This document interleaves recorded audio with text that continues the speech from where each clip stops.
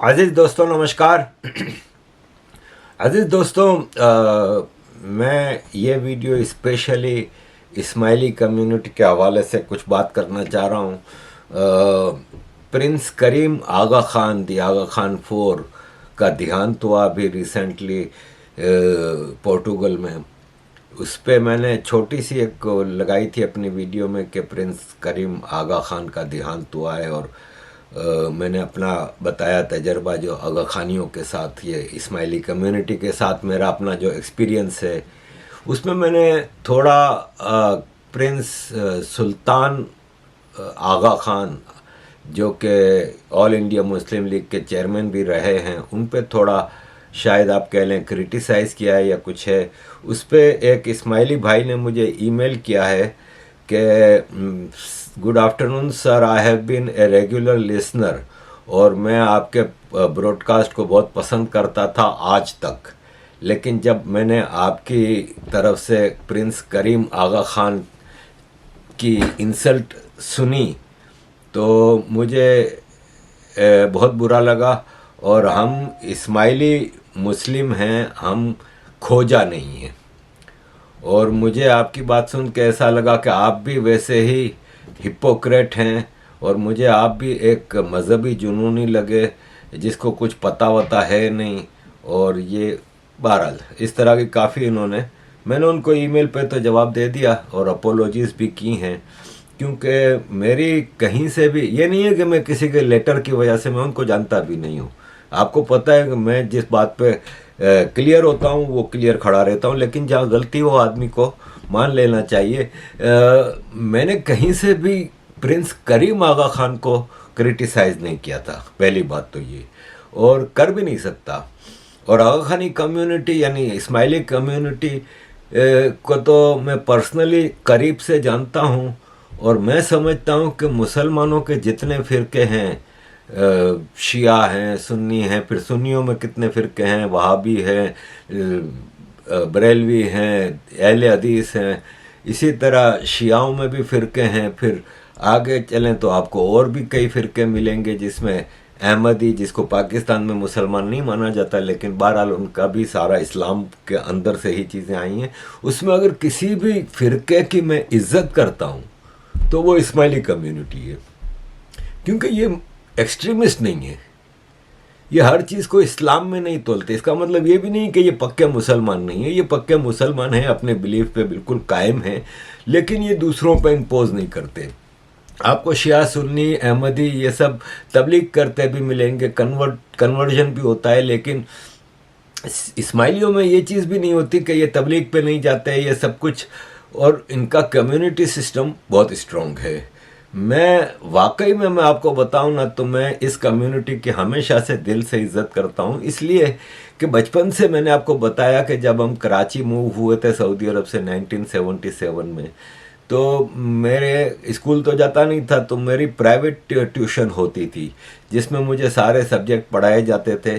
वो मिस सकीना एक इस्माइली थी जो खारादार, जहाँ हमारे घर के करीब खारादार में इस्माइलियों का एक बहुत बड़ा जमात खाना है, उसके बिल्कुल सामने की बिल्डिंग में रहती थी। और मैंने अपनी पूरी इनिशियल एजुकेशन तकरीबन फर्स्ट ईयर तक उनसे ली है, कई साल तक मैं इनके घर जाता था, और उस बिल्डिंग में ज़्यादातर इस्माइली रहते थे। मैंने इस कम्युनिटी का सिस्टम देखा है, कहीं इनके अंदर आपको एक भी इस्माइली औरत बुरके में नहीं मिलेगी। वो काला बुरका और ये सब इनके यहाँ नहीं होता, ये ड्रामेबाजी। दाढ़ी वाले भी मिलेंगे तो कोई वो शरिया वाली बात नहीं है, और शरिया इम्पोज करने वाली बात तो बिल्कुल भी नहीं है। कम्युनिटी सिस्टम इनका बहुत स्ट्रॉन्ग है, अपनी ही कम्युनिटी के अलावा भी बाकियों की भी ये सपोर्ट करते हैं। आपको मुसलमान फ़िरक़ों में सबसे ज़्यादा एजुकेशन जो है ना, वो इस्माइली फ़िरक़ा इसमें मिलेगी कम्युनिटी में। सारे ही तकरीबन एजुकेटेड हैं ये। नॉर्दर्न पाकिस्तान चित्राल में भी काफ़ी इस्माइली रहते हैं, चित्राल अगर आई एम करेक्ट, उस इलाके में भी गिलगित बल्तिस्तान में शायद काफ़ी इस्माइली रहते हैं। वहाँ भी आप देखेंगे कि इनका किसी फसाद से, किसी चीज़ से कोई वो नहीं है। तो इट्स ए वंडरफुल कम्युनिटी, और इनको तो मैं हमेशा दिल से इज़्ज़त करता हूँ। थोड़ा और आगे चलें तो मैं जब बेल्जियम आया तो मुझे अभी आए हुए 1 हफ्ता हुआ था, मैं रेफ्यूजी सेंटर में रहता था। तो एक लड़की से दोस्ती हो गई मेरी। तो मुझे उसको कोई गिफ्ट देना था, लेकिन कंगले थे, ज़ाहिर है पैसा वैसा था नहीं। थोड़ा बहुत मैं काम करना शुरू कर दिया था, लेकिन पक्का काम नहीं था कोई। तो मैं एक दुकान, हम हमारे रेफ्यूजी सेंटर से थोड़ा आगे गया तो मैं एक दुकान थी, तो मैं दुकान में घुस गया और मैंने उनसे देखा तो शक्ल से, तो मैंने उनको कहा कि आपको इंग्लिश आती है? तो उसने डायरेक्ट पूछा पाकिस्तानी हो? मैंने कहा। तो उसने उर्दू में बात की, कहाँ से हो? मैंने कहा कराची। मेमन लगते हो? मैंने कहा मेमन। तो मेमनी में शुरू हो गया।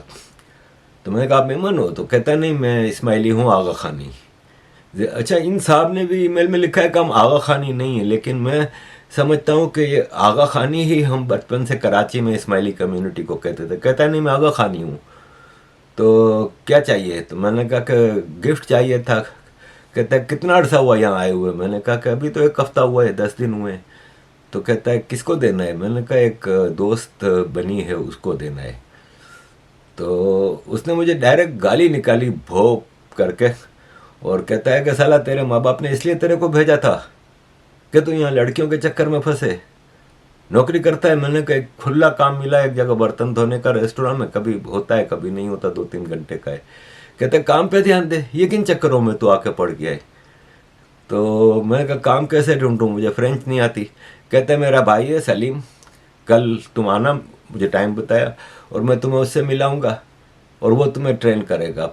फिर मैं दूसरे दिन गया, सलीम ने मुझे काफ़ी जगह काम कैसे ढूंढा जाता है, ये सब थोड़े बहुत फ्रेंच का अल्फाज सिखाए कि किस तरह काम ढूंढना है वगैरह वगैरह। काफ़ी अरसे तक मेरी सुल्तान, ये आदमी का नाम सुल्तान था, और उसके भाई सलीम से ताल्लुकात रहे। इवन मैंने 1998 में बेल्जियम के कैपिटल ब्रसल्स में एक अच्छी दुकान, टूरिस्ट बिल्कुल एरिया में, 16 लाख फ्रैंक की दुकान खरीदी। वो सुल्तान से ही खरीदी थी, इसकी कई दुकानें थीं। सुल्तान के मतलब मैं जब नया नया गया था तब भी सुल्तान ने मुझे अपने घर पे भी दावत दी थी, और उसकी बीवी बिल्कुल एक बड़ी बहन की तरह मुझसे बड़े प्यार से मुझे चीज़ें समझाती थीं और बड़ा दिल से खाना बनाया था। तो इट्स ए लविंग कम्युनिटी। मैं जब तक बेल्जियम में रहा मेरा सुल्तान और उसकी फैमिली से ताल्लुक़ रहा। इसके अलावा ब्रसल्स का जो मेन स्टेशन है, मिडी स्टेशन, उसके पास होटल है, एक कॉन्टिनेंटल होटल है और एक और होटल है, उसका नाम मैं भूल रहा हूँ। ये 5-6 इस्माइली भाई थे, उनके हैं, सलीम नायानी। उनसे भी मेरे बड़े अच्छे ताल्लुकात रहे हैं, और काफ़ी अक्सर मैं इनके पास भी जाता था। और तो कहने का मतलब ये है कि it's a loving community, it's a very humanity से करीब कम्युनिटी है, जो कि मुसलमानों के फ़िरक़ों में आपको नहीं मिलेंगे ऐसे। तो बाकी प्रिंस करीम आगा खान, अच्छा मैं आ जाऊँ पहले, मैंने जिनके बारे में कहा था प्रिंस सुल्तान, सर सुल्तान अली आगा खान, जो कि ऑल इंडिया मुस्लिम लीग के प्रेसिडेंट थे। तो देखें, बात दरअसल ये है कि मैं भारत के हवाले से बड़ा सेंसिटिव हूँ, और मुझे चूँकि मेरी कम्युनिटी ने वहाँ से माइग्रेट किया था, और उनको एक धोखा, भारत के मुसलमानों को एक धोखा दिया गया था पाकिस्तान के नाम पे, और हमने बड़े दुख उठाए हैं अपना देश छोड़ने के बाद। वो हमारा देश है, हम उस मट्टी के हज़ारों साल से हमारा रिश्ता है उस मट्टी से, तो उस हवाले से मैं बड़ा सेंसिटिव हूँ। मैं जिन्ना को भी इसीलिए गालियाँ देता हूँ कि इन लोगों ने इंडिया में, जहाँ हिंदू मुस्लिम कभी मसले नहीं थे, मुसलमान सल्तनतों ने बेशक हिंदुओं पर बड़े जुल्म किए हैं, लेकिन आप कहें कि वहाँ पे फसाद हुए हैं, हिंदू मुस्लिम साथ नहीं रह सकते, जो कि 2 नेशन थ्योरी का आइडिया फ्लोट किया था जिन्ना ने। तो वो उस पर मेरा एतराज़ था कि मैं हैरान होता था, एतराज़ कम मुझे हैरानी होती थी कि हाउ कैन सर आगा खान, मतलब इस 2 नेशन थ्योरी के ऊपर। लेकिन अगेन मैं एक और अपनी करेक्शन कर दूं कि जब वो मुस्लिम लीग के प्रेसिडेंट बने थे तब अभी 2 नेशन थ्योरी का आइडिया फ्लोट नहीं हुआ था। मुस्लिम लीग उस वक्त जो बनी थी वो बेसिकली मुसलमानों में एजुकेशन बढ़ाने और इस चीज़ के हवाले से थी, लेकिन बहरहाल उस चीज़ को छोड़ के करीम आगा खान साहब की तरफ आते हैं तो हिज रॉयल हाइनेस का टाइटल इनको मलका एलिजाबेथ ने दिया था, और king Charles, current king Charles ने भी कल नए प्रिंस या आगा खान जो हैं, जिन्होंने मतलब अब आगा खान 5 का टाइटल इनको मिला है, प्रिंस रहीम आगा खान। उनको किंग चार्ल्स ने भी हिज हाइनेस का टाइटल दिया है। प्रिंस करीम आगा खान के जनाजे में दुनिया भर से इम्पोर्टेंट लोग आए थे। आप ये देखें कि कनाडा के prime minister Justin Trudeau specially गए इस जनाजे में शिरकत के लिए। पोर्टुगल के प्रेसिडेंट भी इसमें शरीक हुए थे और दुनिया के कई बड़े बड़े लोग इसमें शरीक हुए थे।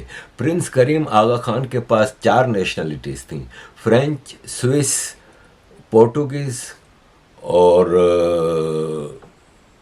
एक थी। तो 4 नेशनलिटीज़ के होल्डर थे ये। और पोर्टुगल में इनका देहांत हुआ, लेकिन इनकी तदफीन इजिप्ट में हुई और बाकायदा वहाँ पे उनका मज़ार भी बनाया जाएगा। और प्रिंस करीम आगा खान 1969 में इन्होंने शादी की थी। मैंने पिछली वीडियो में बताया था कि इनके दादा सर सुल्तान अली आगा खान ने इनको अपना वारिस घोषित किया था और बहुत कम उम्र में ये प्रिंस आगा खान बने थे। और हार्वर्ड यूनिवर्सिटी से उन्होंने मतलब स्टार्टिंग एजुकेशन स्विट्ज़रलैंड में ली थी, लेकिन बाद में हार्वर्ड यूनिवर्सिटी में भी पढ़े हैं वो और हाईली एजुकेटेड थे। अफ्रीका में इनके काफ़ी सोशल नेटवर्क चलते थे, काफ़ी प्रोजेक्ट्स इन्होंने अफ्रीका में शुरू किए हुए थे और उसमें कहीं हिंदू मुस्लिम या किसी धर्म के हवाले से नहीं था, सारा काम इंसानियत के हवाले से वो करते थे।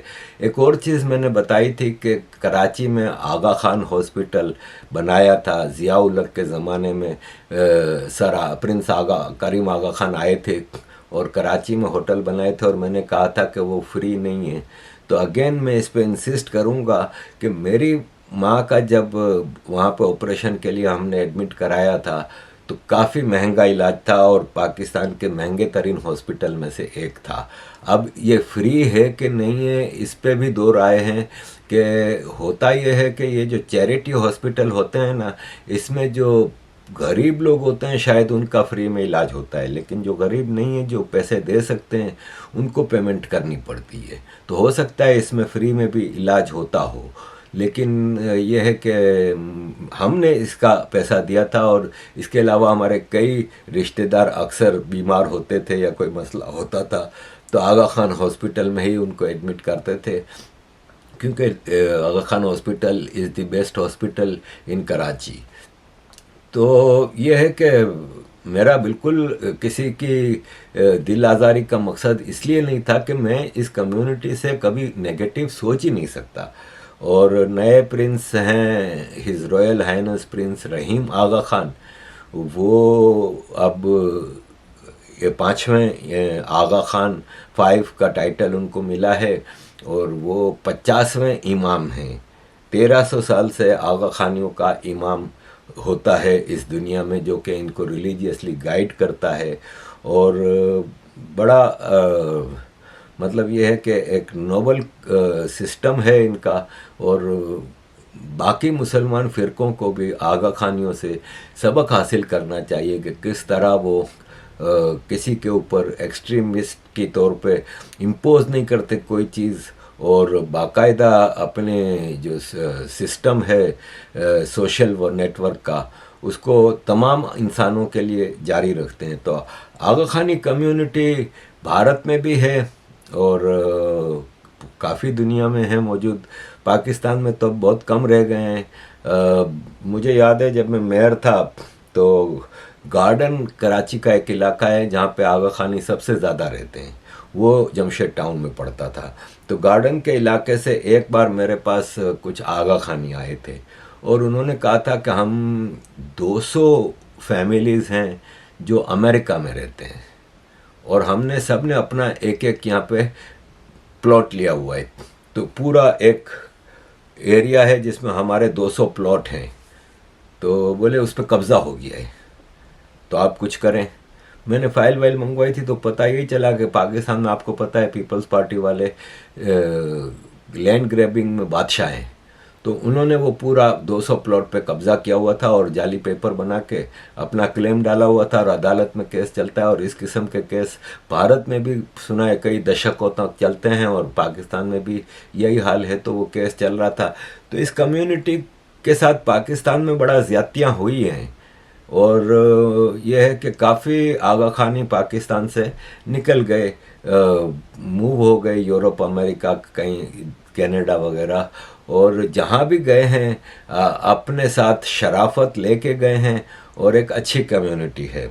और मैं समझता हूँ कि क्लैरिफिकेशन हो जानी चाहिए मेरी इन बातों से। और यह है कि आगा खानी कम्युनिटी, इस्माइली कम्युनिटी एक मुसलमानों के लिए बेंचमार्क रखती है कि ये सिस्टम हो तो आप दुनिया में इज़्ज़त भी पालेंगे, वरना बाकी मुसलमानों की आज दुनिया में क्या इज़्ज़त है ये आपको भी अच्छी तरह पता है। थैंक यू वेरी मच अजीज़ दोस्तों for all your support. Kindly keep supporting.